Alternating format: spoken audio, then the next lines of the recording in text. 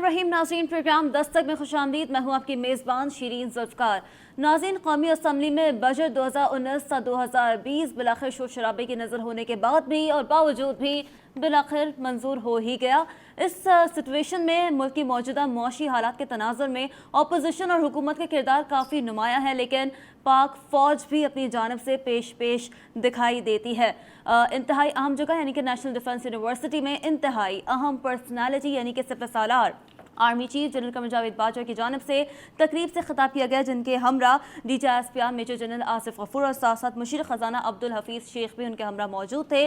मुल्क की मौशी हालात का जायज़ा लेते हुए काफ़ी अहम बातें जो कि आज army chief general Qamar Javed Bajwa ने तकरीब से खिताब के दौरान की है, उनका भी जायज़ा लेंगे, उन पर भी बात करेंगे। हमारे साथ प्रोग्राम में मौजूद होंगे ब्रिगेडियर हारिस नवाज साहब, हमारे साथ मौजूद है। सर, बहुत शुक्रिया प्रोग्राम में वक्त देने के लिए। साथ साथ अदील अहमद साहब MPA हैं, हमारे साथ मौजूद हैं, पाकिस्तान तहरीक इंसाफ की नुमाइंदगी करेंगे। आज के हवाले से उससे जानेंगे कि तमाम तर सिचुएशन में एमनेस्टी स्कीम जिसकी तारीख 30 जून अनाउंस की गई थी और अब क्या उसमें मुद्दत तौसी और उस वक्त में मुकर्ररा वक्त में तौसी क्या एक्सपेक्टेड है, जिस तरीके से वज़ीर आज़म साहब ने भी ऐलान किया था। साथ साथ हमारे साथ मेहताब हैदर साहब माहिर मौशियात हैं, मौजूद हैं हमारे साथ, उनसे भी जानेंगे कि मुल्क की मौशी सूरत हाल के हवाले से जिस तरीके से army chief general Qamar Javed Bajwa साहब ने भी फरमाया कि अगर कुछ कठिन फैसले अगर पहले कर लिए जाते तो आज मुल्क की ये मौशी सूरत हाल इससे शायद कुछ बेहतर होती। इनसे बात करेंगे। आप तीनों हज़रात का बहुत शुक्रिया प्रोग्राम में वक्त देने के लिए। लेकिन नाज़रीन, प्रोग्राम में वक्त हुआ है एक शॉर्ट ब्रेक का। Stay with us, you are watching Dastak.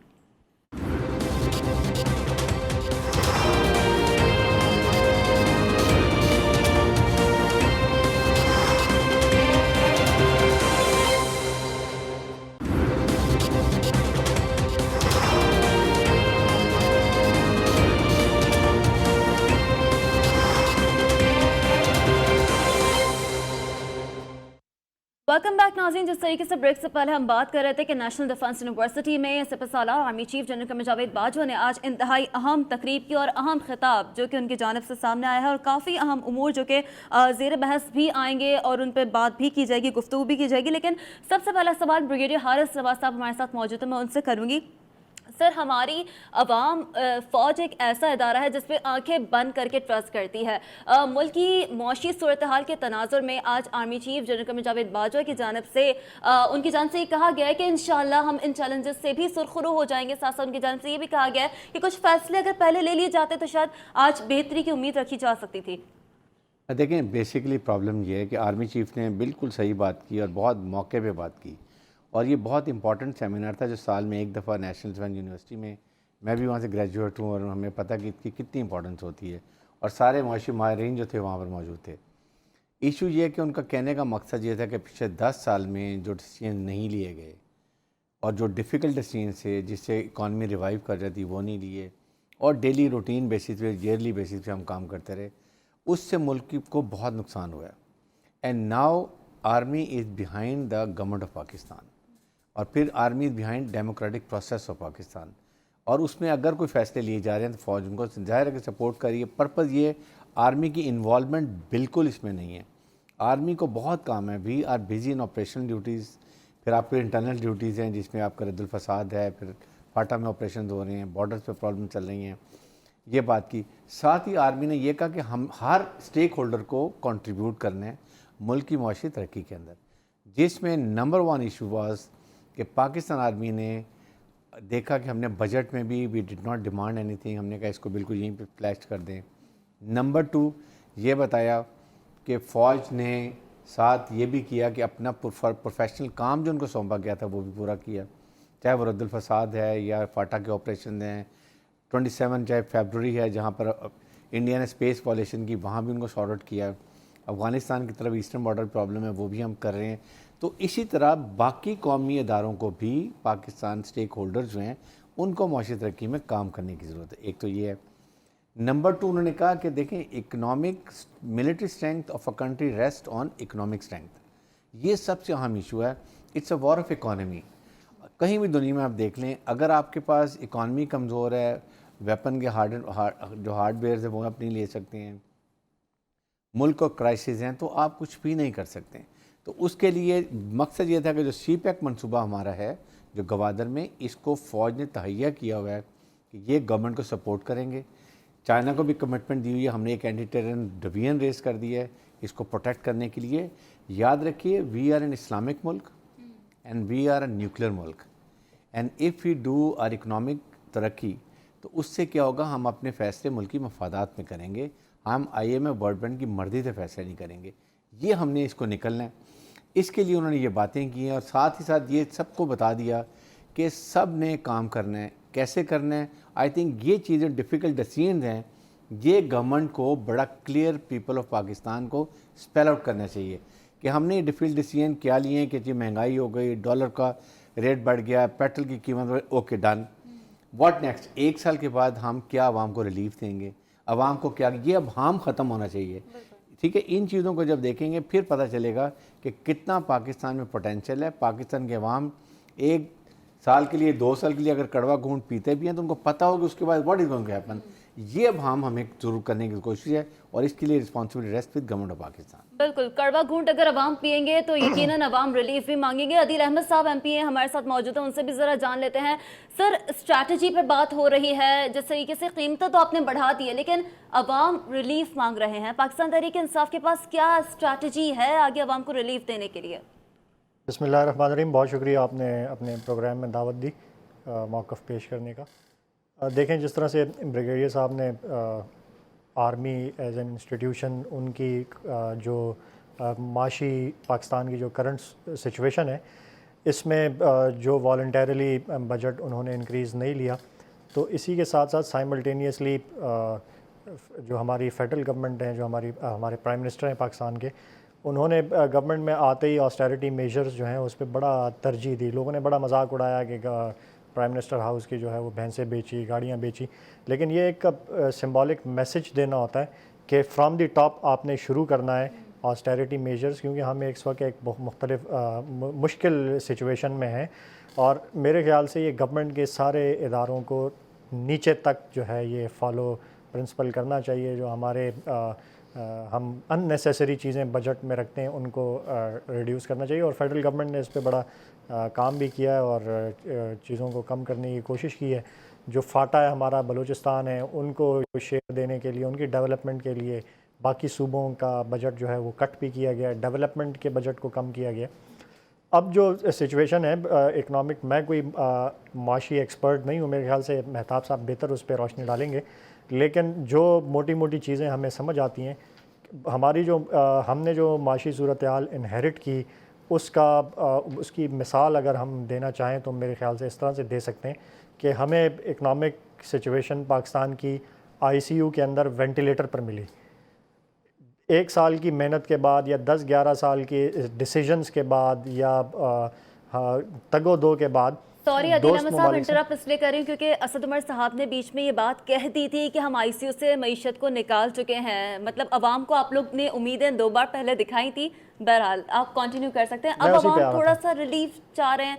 Sir, अगर थोड़ा सा अगर एक टाइम स्पैम पे बात कर लें कि मजीद कितना वक्त, हम माहिर माशियात भी हमारे साथ मौजूद हैं, उनसे भी पूछेंगे, लेकिन पाकिस्तान तहरीक इंसाफ के पास इटसेल्फ स्ट्रैटेजी क्या है? सर, मैं इसी पे आ रहा था कि ICU से और उससे मैं इसको जो रिलेट कर रहा हूँ या जो मैं एग्जांपल दे रहा हूँ इस तरह से कि वेंटिलेटर पर अगर आपको कोई मरीज़ मिले और कुछ पॉलिसी डिसीजंस के बाद या कुछ तगो-दो के बाद अब इतना हुआ है कि वो वेंटिलेटर जो है वो आपने उतार दिया है, आपका मरीज़ अभी भी ICU में है क्योंकि 70 साल मर्ज़ है पुराना और पिछले 10-12-11 साल से जो है वो बड़ी शिद्दत से वो मर्ज़ फैला है पूरे मुल्क में। अभी कीमोथेरेपी हो रही है। हाँ, उसकी कीमोथेरेपी हो रही है। तो ये हमारी सूरत हाल है। इसमें मेहताब साहब और बाकी जो इकनॉमिस्ट्स हैं वो इस पर काफ़ी बेहतर रोशनी डाल सकते हैं, लेकिन मैं ये समझता हूँ कि जो इकनॉमिक डिसीजंस लिए जाते हैं या जो हमारे मतलब बड़ी सादा सी है कि हमारी आमदनी कितनी है, हमारे अखराजात कितने,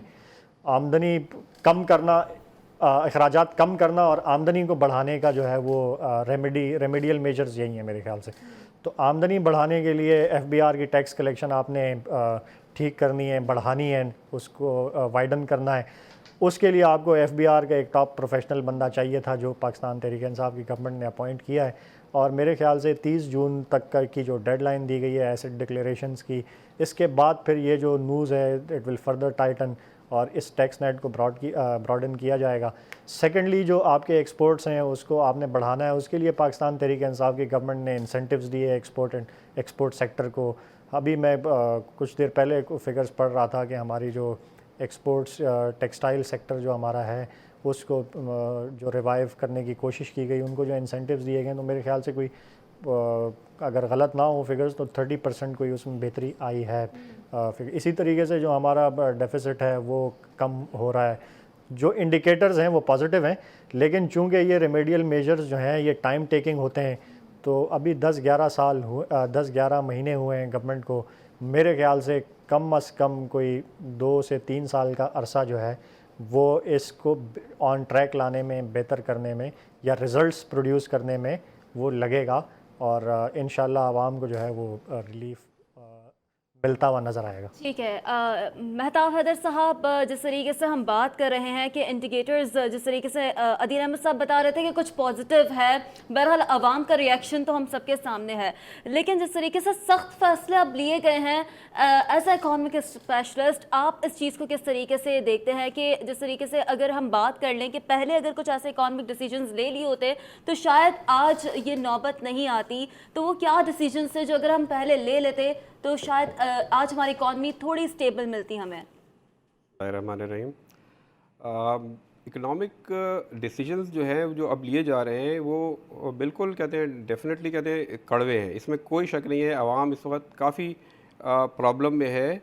और अभी जैसे कि आपने शुरू किया प्रोग्राम और उसमें बताया कि कहते हैं जैसे कि बाजवा साहब ने कहते हैं आज नेशनल डिफेंस यूनिवर्सिटी का जो सेमिनार अटेंड किया उसमें स्पीच दी, और उन्होंने बेसिकली वो पैगाम है पाकिस्तानियों के लिए, जो पाकिस्तानी बहुत ज़्यादा उनसे ज़्यादा मतलब उन पे एतमाद करते हैं और उनसे ज़्यादा मतलब पाकिस्तानी फ़ौज के सिपहसार आ रहे हैं उन पे बहुत ज़्यादा एतमाद करते हैं, तो उसको उन्होंने एतमाद को मज़ीद बढ़ाया कि हम इकॉनमी में भी पीछे नहीं हैं, हम इकॉनमी को भी राह रास्त पे लाने के लिए साथ खड़े हुए हैं।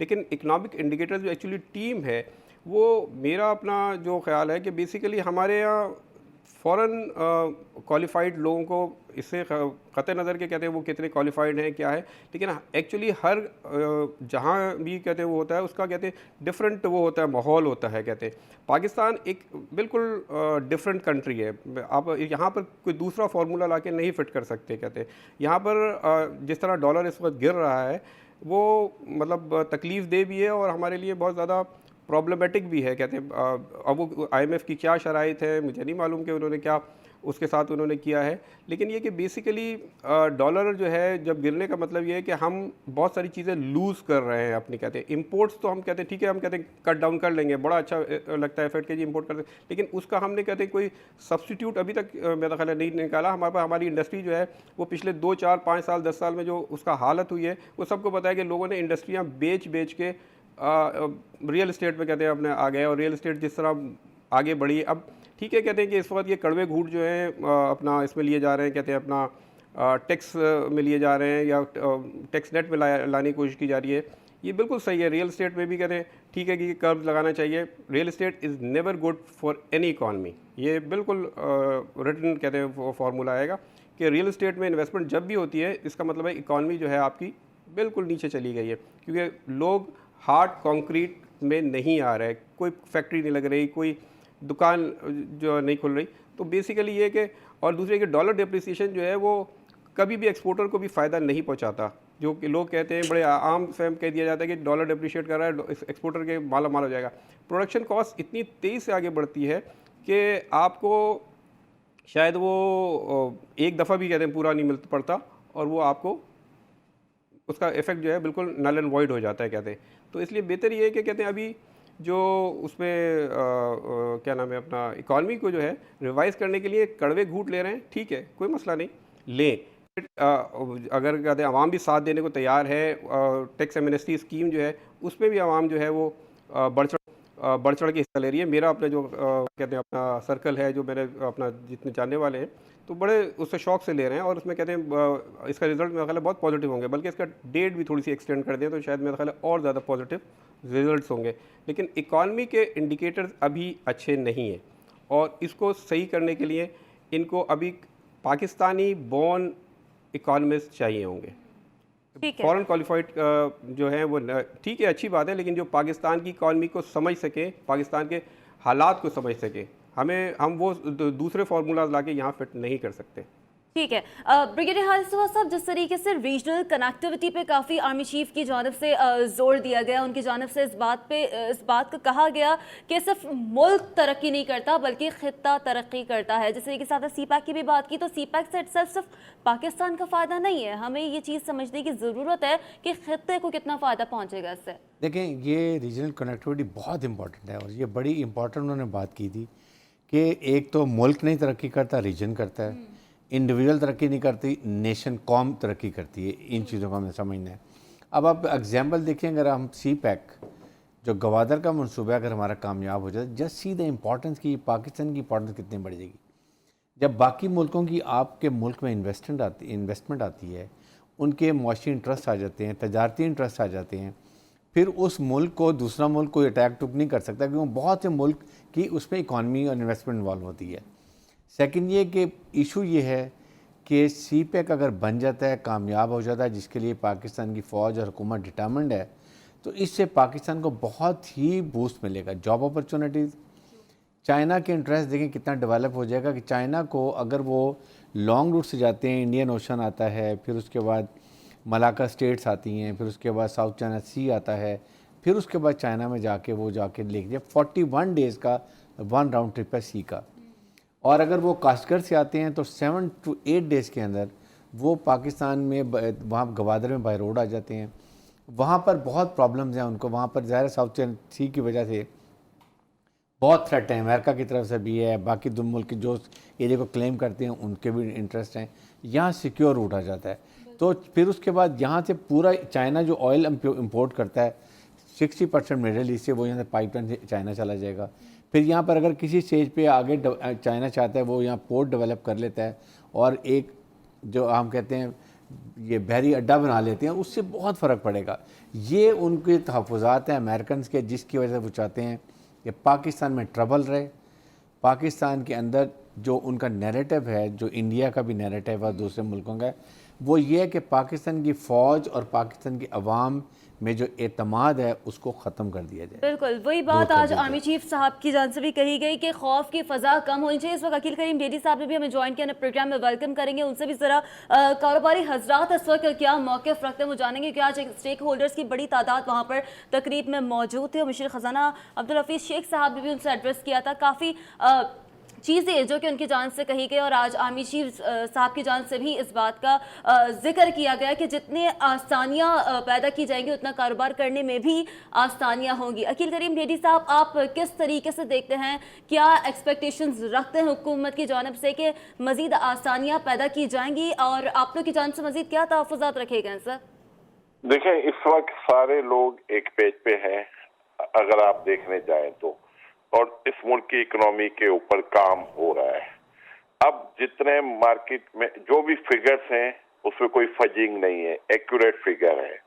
इसमें कोई शक नहीं है कि गवर्नमेंट को बहुत टफ डिसीजन लेने पड़े और वो लिए हैं गवर्नमेंट ने, लेकिन ये इस मुल्क की इकोनॉमी को राइट डायरेक्शन में ले जाने के लिए लिए गए हैं। ब्लैक इकोनॉमी को खत्म करने की कोशिश हो रही है और लोगों को सिस्टम में लाने की कोशिश हो रही है। और इस वक्त आप ये देखें कि आपके जितने भी स्टेप्स हैं उसकी वजह से इम्पैक्ट हर दिन कोई ना कोई पॉजिटिव इम्पैक्ट आ रहा है। इस वक्त आपकी इंपोर्ट डिक्लाइन की तरफ है, एक्सपोर्ट बड़ी बहुत ज्यादा नहीं है लेकिन स्लाइटली बड़ी है। इसी तरह आपका डेफिसिट में थोड़ी कमी आई है। इसी तरह आप ये देखें कि आपके टैक्स रेवेन्यू टारगेट जो हमने बढ़ाए हैं और जिस तरीके से लोगों को टैक्स नेट में लाया जा रहा है, मैं ये समझता हूँ कि ये गवर्नमेंट पूरी कोशिश करेगी कि टारगेट अचीव हो जाए और लोग कारोबार की तरफ माइल हों।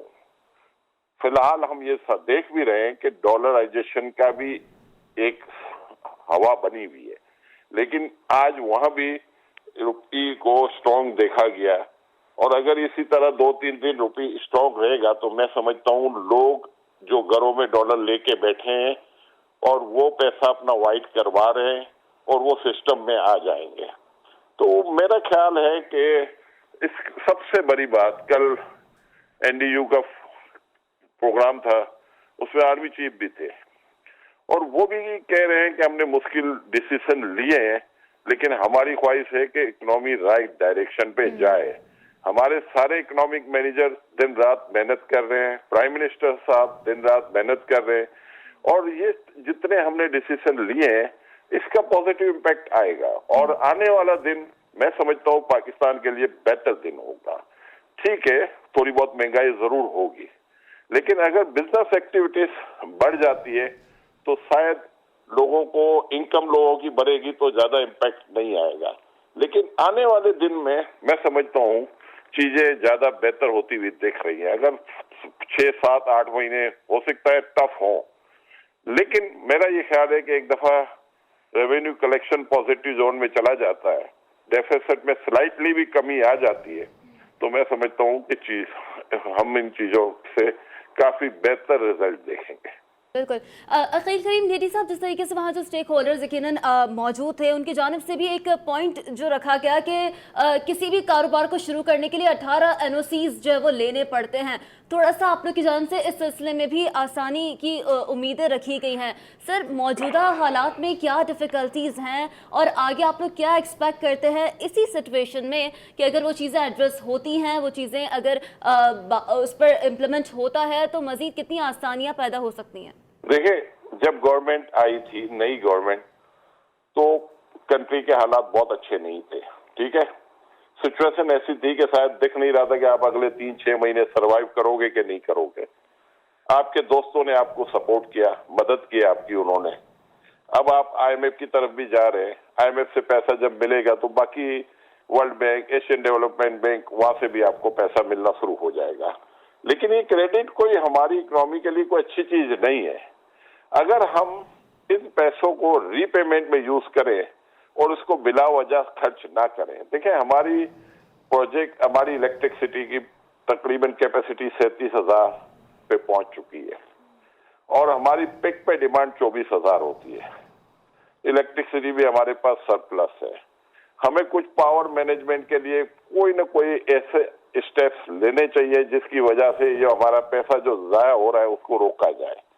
और मैं ये समझता हूं कि बिजनेस कम्युनिटी की जो सबसे बड़ी डिमांड थी, उनकी ये डिमांड थी कि हमारी 0 रेटिंग 5 सेक्टर को जो दी गई है इसको खत्म ना किया जाए, एक्सपोर्ट की हद तक।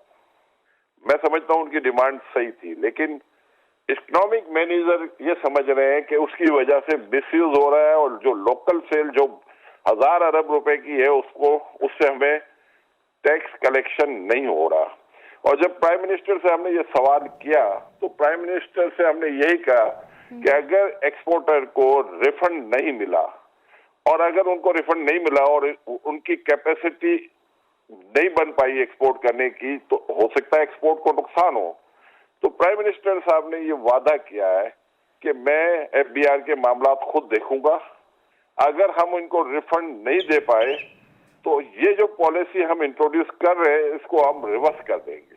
तो मैं समझता हूँ कि अब यहाँ हमें सबको एक दूसरे पे ट्रस्ट करने की जरूरत है और ये ट्रस्ट आगे आने वाले दिनों में प्राइम मिनिस्टर ने कौम से जब बात की है PTV पे, उस दौरान ये जुमले इस्तेमाल किए हैं और ये लाइव टेलीकास्ट हो रहा था प्रोग्राम। तो मेरा ख्याल है कि हमें प्राइम मिनिस्टर पे ये ट्रस्ट करना पड़ेगा कि वो जो बात कह चुके हैं कि अगर हमने टाइमली रिफंड नहीं दिए तो हम इसको रिवर्स कर देंगे। तो ये बहुत बड़ी बात की है प्राइम मिनिस्टर ने और अब हमें सबको आगे बढ़ना चाहिए। हमारी ख्वाहिश होनी चाहिए कि हमारे मुल्क में हर आदमी टैक्स कल्चर में आए, रेवेन्यू टारगेट अचीव हो, हम अपने डेफिसिट को कंट्रोल करें ताकि हमारे बजट में पैसा हो, हम गरीब आवाम के लिए कुछ कर सके, एजुकेशन, हेल्थ, हाउसिंग के प्रोजेक्ट स्टार्ट कर सके। इस वक्त गवर्नमेंट के पास है कुछ नहीं। बड़ी ख्वाहिश है उनकी कि हम बहुत सारे काम करना चाहती है, लेकिन जारी बात है कि बजट में पैसा नहीं है, सिस्टम में पैसा नहीं है, टैक्स कलेक्शन बढ़ नहीं रहा। तो यहाँ से कोई पॉजिटिव इम्पैक्ट आएगा तो मैं समझता हूँ कि आने वाला बजट, आप यकीन से मैं कह सकता हूँ कि गरीब आवाम के लिए उसमें बहुत कुछ होगा। बिल्कुल, इंशाल्लाह अकील करीम डेडी साहब उम्मीद कर सकते हैं, और यकीनन जो मौशी सूरत हाल है इस वक्त सबका एक पेज पर आना और ट्रस्ट शो करना, साथ चलना बड़ा इंपॉर्टेंट है। बहुत बहुत शुक्रिया अकील करीम डेडी साहब हमारे साथ मौजूद थे। अदील अहमद साहब, जिस तरीके से अकील करीम डेडी साहब भी बात कर रहे थे कि ख्वाहिश है हुकूमत की कि जिस तरीके से आपने भी इससे पहले बात की कि हम मईशत को आईसीयू से निकाल लाएं बाहर, सर इस सिचुएशन में अगर थोड़ा सा जायज़ा लिया जाए, चैलेंजेस आप लोगों के पास बहुत सारे हैं, टारगेट्स आप लोगों के पास बहुत सारे हैं, यकीनन उनको मीट करना उतना इस वक्त आसान है नहीं हुकूमत के लिए। किन किन इदारों से सर आप लोग उम्मीदें रखते हैं मज़ीद, जो जिनसे सपोर्ट आप लोग एक्सपेक्ट करते हैं कि अगर उनकी जान से आता है तो इस चीज़ को करना मज़ीद बेहतर हो सकता है, आप लोगों के लिए सपोर्टिव हो सकता है? देखें, इदारे तो हैं वो, जैसे सबसे ज़्यादा मेजर मैंने पहले भी जिक्र किया कि हमने अपनी आमदन बढ़ानी है। तो मुल्क का जो सबसे बड़ा होता है आमदन का, वो एक तो टैक्स रेवेन्यू जो है वो होता है कि टैक्स कलेक्शन हमारी ज़्यादा से ज़्यादा हो, जो हमारे टारगेट्स हमने रखे हैं वो मैक्सिमम अचीव हों। सेकेंडली जो रेवेन्यू के हैं वो हमारा इंडस्ट्रियल सेक्टर है कि जो हम मैन्युफैक्चरिंग अपनी बढ़ाएं, मैन्युफैक्चरर्स को जो हमारे बिज़नेस करने वाले लोग हैं उनको हम ऐसी अपॉर्चुनिटीज़ दें, उनको ऐसे इंसेंटिव्स दें कि मुल्क में बिज़नेस जो है वो आए, बिज़नेस फ्लरिश हो। इसमें जो है इससे जॉब्स क्रिएशन हो, इससे वेल्थ क्रिएशन हो, हमारी एक्सपोर्ट्स बढ़ें। तो ये जो चीज़ें, इसमें काफ़ी सारे मुल्क के तकरीबन सारे इदारे जो है वो अगर इसमें अपना रोल जो है वो बेहतर करें और इसको इम्प्रूव करें, बिज़नेस वेल्थ क्रिएशन में, बिज़नेस डेवलपमेंट में, आपको ईज़ ऑफ डूइंग बिज़नेस जिसे कहते हैं कि हमने प्राइम मिनिस्टर साहब ने अब जैसे ऐलान किया कि हम प्राइम मिनिस्टर हाउस में बिज़नेस लोगों के लिए जो है वो एक वन विंडो ऑपरेशन जो है वो करेंगे, और उसको ख़ुद वो देख रहे हैं। बाहर से जो हमारी इन्वेस्टमेंट्स कमिट हुई हैं, सऊदीया से कमिट हुई हैं, कतर से हुई हैं, तो इंशाल्लाह आने वाले वक्तों में हम देखेंगे कि ये जो इन्वेस्टमेंट्स हैं इनको प्रॉपरली जो है वो कैरी आउट किया जाए, इससे हमारी वेल्थ क्रिएशन हो, जॉब्स क्रिएशन हो, और लोगों को जो है वो बिज़नेस के मौके मिलें, और लोग जो है वो हमारी मुल्क की इकानमी में जो है वो कंट्रीब्यूट करें। ठीक है, ब्रिगेडियर हारिस नवाज साहब, जिस तरीके से हम बात कर रहे हैं कि ऐसे में दोस्त ममालिक की जानिब से जो सपोर्ट है वो बड़ा इंपॉर्टेंट, और हम देख भी रहे हैं कि हमें मतलब अफ़गान सदर अशरफ गनी साहब 2 रोज़ा दौरे पर पाकिस्तान पहुंचे हुए हैं। इससे पहले हमने देखा था कि ईरान का एक बहुत ही जो है वो अच्छा दौरा साबित हुआ था। सर आप क्या समझते हैं, जिस तरीके से इससे पहले भी आप बात कर रहे थे कि मुल्क से पहले जो है वो खुद मुख्तारी, अगर एक मुल्क तरक्की करता है तो उसके साथ साथ पूरा खित्ता भी तरक्की करता है, इस हवाले से भी आपसे मौक़िफ़ जानेंगे। लेकिन प्रोग्राम में यहाँ पर वक्त हुआ है कि शॉर्ट ब्रेक का। Stay with us watching Dastak.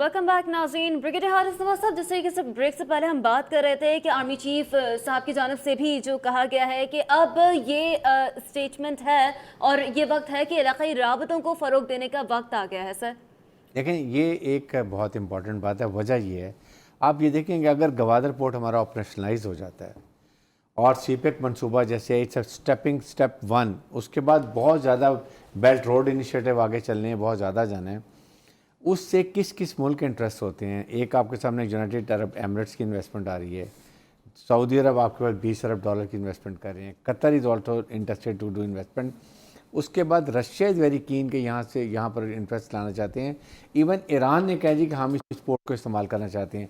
जब मुल्कों के मफादात बढ़ते हैं तो फिर मुल्कों की अंडरस्टैंडिंग बढ़ती है, लोगों के आवाम के इंटरेक्शन बढ़ते हैं, उससे भी आपके बहुत ज़्यादा होते हैं, फिर पूरा सेंट्रल एशिया आपके साथ आके लिंकेज हो जाता है। ये कनेक्टिविटी है जिसकी जनरल बाजवा साहब बात करते हैं। लेकिन इसके लिए बहुत सख्त हर्डल्स हैं, और हर्डल्स क्या हैं कि American have told very categorically to Pakistan, उन्होंने कहा जी सीपेक मनसूबा हम नहीं चाहते बनाएं, और उन्होंने इंडिया को इसके लिए लॉन्च किया हुआ है, क्योंकि पाकिस्तान वैसे भी एक स्टम्बलिंग ब्लॉक है उनके हेजमोनिक डिज़ाइंस के अंदर। उसके बाद वो आपके सामने ईस्टर्न बॉर्डर पे कर रहे हैं, वेस्टर्न बॉर्डर के अंदर अफ़गानिस्तान के अंदर उन्होंने रॉ कितनी इफेक्टिव NDS, मोसाद, CIA सब मिलके चाहते ये हैं कि पाकिस्तान को खुदा न खास्ता 2-3 छोटे सूबों में तकसीम कर दिया जाए। पाकिस्तान की फ़ौज कमज़ोर कर दें, खुद सूबे कर दें तो उससे पाकिस्तान कमज़ोर छोटा हो जाएगा और आसानी से कंट्रोल होगा। लेकिन पाकिस्तान की फ़ौज इतनी स्ट्रॉन्ग है, प्रोफेशनली कॉम्पिटेंट है, बैटल हार्डन्ड है। इंडिया ने अभी देख लिया, उसके बाद दहशतगर्दों ने देख लिया, हमने किस तरीके से सिंगल हैंडेडली पाकिस्तान मिलिट्री ने वो काम किया जो अफ़गानिस्तान के अंदर 51 कंट्रीज़ नहीं कर सकी। तो ये एक वजह से पाकिस्तान को प्रॉब्लम है। वो ये चाहते हैं कि किसी तरह भी पाकिस्तान इकोनॉमिक तरक्की नहीं करे। We should be remain on the oxygen. IMF world में हमें थोड़ा थोड़ा ऑक्सीजन देते रहें, हम फिर उनकी मर्ज़ी के फ़ैसले करते रहें। यहाँ पर अब एज ए कौम हमने डिसाइड ये करना है कि क्या हमने ऐसे ही चलना है या जो उन्होंने बात की डिफ़िकल्ट डिसीजन, आज डिफ़िकल्ट डिसीजन ले लें। एक साल के बाद बिल्कुल मैं अकील डैडी साहब की बात से मुतफ़िक हूँ कि एक साल में मुझे बहुत उम्मीद है कि अगले बजट में पाकिस्तान के लिए बहुत आसानियाँ होंगी।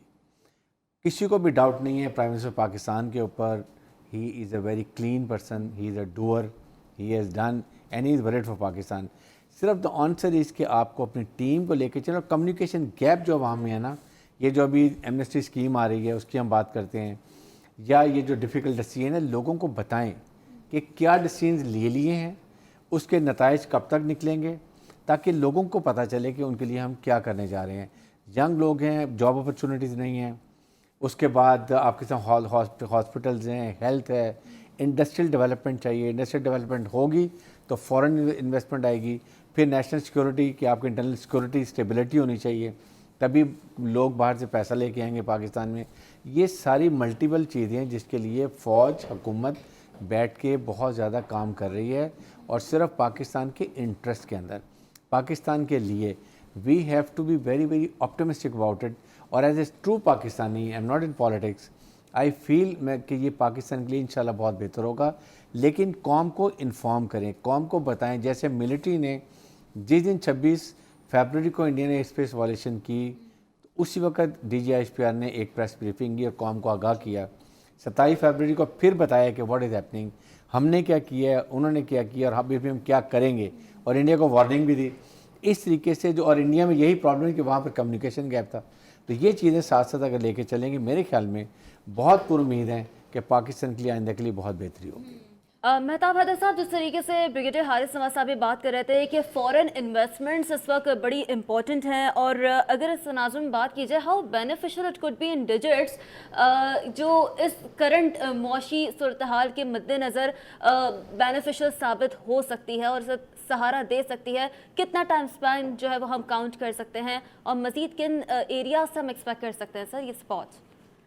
फॉरेन इन्वेस्टमेंट जो है ना, एक्चुअली स्टेबिलिटी के साथ आती है। सबसे पहले स्टेबिलिटी जो कि हमारी फ़ौज ने करके दिखाया, और ये मेरा ख्याल है करके ही नहीं दिखाया बल्कि कि वो बना दिया, एक मिसाल बना दी कि दुनिया में जो कोई नहीं कर सका वो हमारी फ़ौज ने करके दिखाया है। कहते हैं आज इसके लिए कहते हैं एग्ज़ाम्पल दी जा रही है कि पूरी दुनिया भर में कि पाकिस्तानी फ़ौज ने वो काम कर दिया जो कि वाकई के, जैसे अभी ब्रिगेडियर साहब ने कहा कि 51 मुल्कों की फ़ौज बैठी हुई थी और पता नहीं क्या क्या क्या सारी दुनिया में कहते हैं टेररिज्म थी, लेकिन पाकिस्तान ने उसको रूट आउट किया, पाकिस्तानी फ़ौज ने।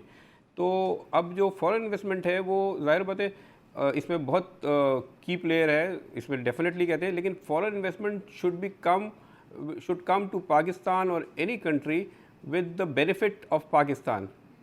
एक चीज़ का हमें ख्याल रखना चाहिए कि फॉरेन इन्वेस्टमेंट जो है वो फॉरेनर्स आते हैं कमा के यहाँ से ले जाएं, ये मेरा ख्याल है कोई अच्छी इन्वेस्टमेंट नहीं होगी। कहते हैं यहाँ पर कहते हैं पैसे कमाएं और यहाँ से ले जाएं। फॉरेन इन्वेस्टमेंट हमारे लोगों को रोज़गार देती है, ठीक है, तो हम कहते हैं बेनिफिशियल होती है। हमारे कहते हैं अपना ट्रांसफ़र ऑफ टेक्नोलॉजी करती है, हमारे लिए इंडस्ट्री ग्रूम करती है, हमारे बिजनेसमैन ग्रूम करते हैं, हमारी इंडस्ट्री ग्रूम करती है, हमारा स्किल्ड लेबर जो है वो बढ़ता चला जाता है, हमारा हर चीज़, मतलब इकॉनमी एक चीज़ नहीं, मतलब और दूसरे जैसे कि अभी बात हुई कि हमारा जो इकॉनमी है वो, या मईशत जिसे कहते हैं, वो खाली एक चीज़ नहीं है, पैकेज डील है।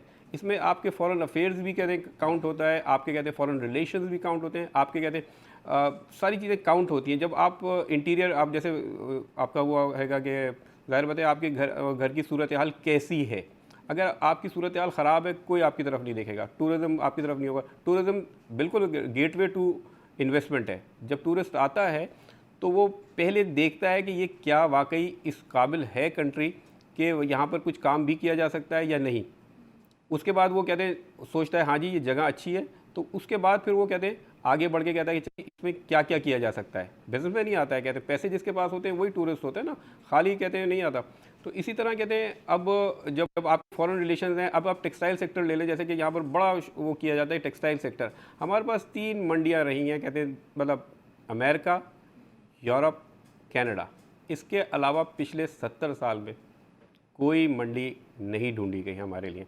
हम उसी पे अमेरिका हम पे पाबंदी लगा देता है, हम नीचे चले जाते हैं। यूरोप छोटी सी मार्केट हैगी, बहुत छोटी सी मार्केट है हमारे लिए, मतलब ये कि ज़ाहिर बात है हमें GSP प्लस का स्टेटस दिया गया, हम उसको भी कुछ कवर नहीं कर पाए।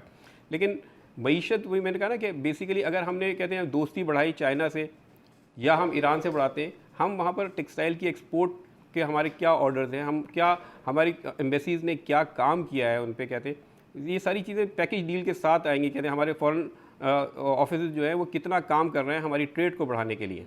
फॉरेन ऑफिस का काम यही काम है कि मईशत उससे ऑटोमेटिक बढ़ेगी, जॉब अपॉर्चुनिटी बढ़ेगी। दूसरे ये कि अभी जैसे कतर ने कहा कि बेसिकली जॉब अपॉर्चुनिटी जो उनके मुल्क में है वो हमें हमारे नौजवानों को, जो बेरोज़गार नौजवान हैं, बल्कि स्किल्ड लेबर हमारी जितनी प्रोफेशनल लेबर है उसको वहाँ एम्प्लॉयमेंट दी जाए।